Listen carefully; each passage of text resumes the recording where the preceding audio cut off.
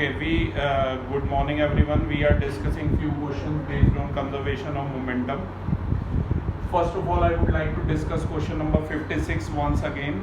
Those who are online, we are doing videography of that topic. 56 question says, a girl of mass 50 kg jumps out of a rowing boat of mass 300 kg on the bank with a horizontal velocity of 3 meter per second.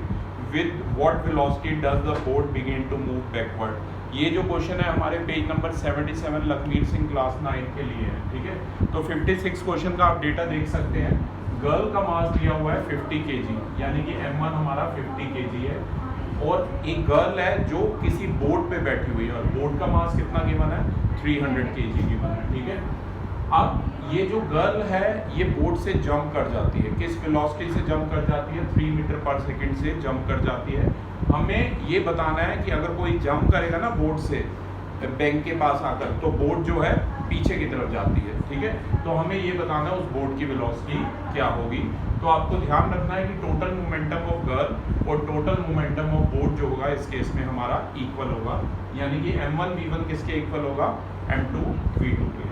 m1 हमारा 50 है, v1 हमारा 3 है, m2 हमारा 300 है, v2 हमें निकालना है। तो इसे सॉल्व करोगे तो 150 इज इक्वल टू 300 v2 आ गया।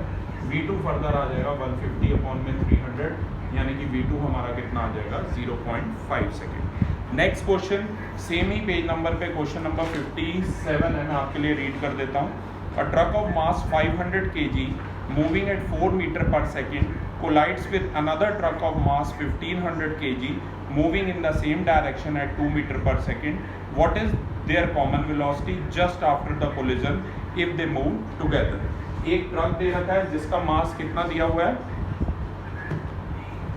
एक ट्रक जो है जिसका मास कितना दिया हुआ है 500 kg हमें गिवन है। तो ये हमारा m1 हो जाएगा, moving at velocity of 4 meter per second. तो ये इनिशियल वेलोसिटी किसकी ट्रक की हो जाएगी, राइट। इसे आप u1 दे दीजिए।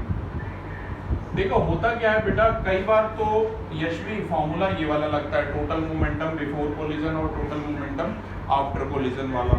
कई बार ऐसे लग जाता है कि टोटल मोमेंटम गर्ल और बोट का, तो ये आपको क्वेश्चन पढ़ के ही पता लगेगा, ठीक है, कि कौन सा फॉर्मूला आपने कब लगाना है। फिलहाल इसका डेटा लिख लेते हैं। u1 दिया हुआ 4 मीटर पर सेकेंड, ये एक और ट्रक से कोलाइड कर रहा है। ये तो पहला ट्रक था, और मास ऑफ सेकंड जो ट्रक है उसका मास कितना दिया हुआ है 1500 kg हमें गिवन है, ठीक है। Moving in the same direction at 2 meter per second. तो initial velocity of second truck, second वाला जो ट्रक है इसकी इनिशियल वेलोसिटी कितनी दे रखी है राशि 2 मीटर पर सेकेंड। अब जो है ना हमें कॉमन वेलोसिटी बतानी है, जो मैंने v मान लिया। तो याद है अभी मैंने ये सेम क्वेश्चन ऐसे ही किया था, अगर आपको ध्यान हो तो कॉमन वेलोसिटी हमारी यहाँ पर क्या है v जो है वो हमें बतानी है। तो सेम फॉर्मूला बेटा मैं यहाँ पर यूज करूँगा कि total momentum before collision, total momentum before collision equal to total momentum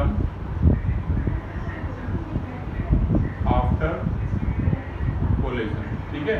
formula आपके सामने है बेटा, m1 u1 plus m2 u2 is equal to m1 v1 plus m2 v2।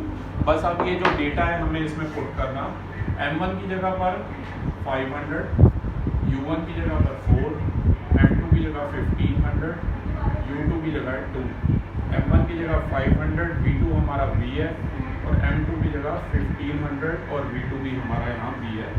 ये हो जाएगा बोर्ड मास सभी को पता ही है 2000 प्लस 3000, यहाँ से v कॉमन ले लो, फिर 500 प्लस 1500, तो ये 3 और 2 आ गया 5000, यानी कि 5000 अपॉन में 2000, ये हमारा v आ गया। इससे कट गया, आंसर कितना आ जाएगा 2.5 मीटर पर सेकंड। जो कॉमन वेलोसिटी है दोनों ट्रक की वो कितनी आ गई है, 2.5 मीटर पर सेकंड आ गई। क्वेश्चन नंबर था ये हमारा 57, बिल्कुल सही आंसर है। बस यहाँ पर एक कॉमन वेलोसिटी ऑफ बोथ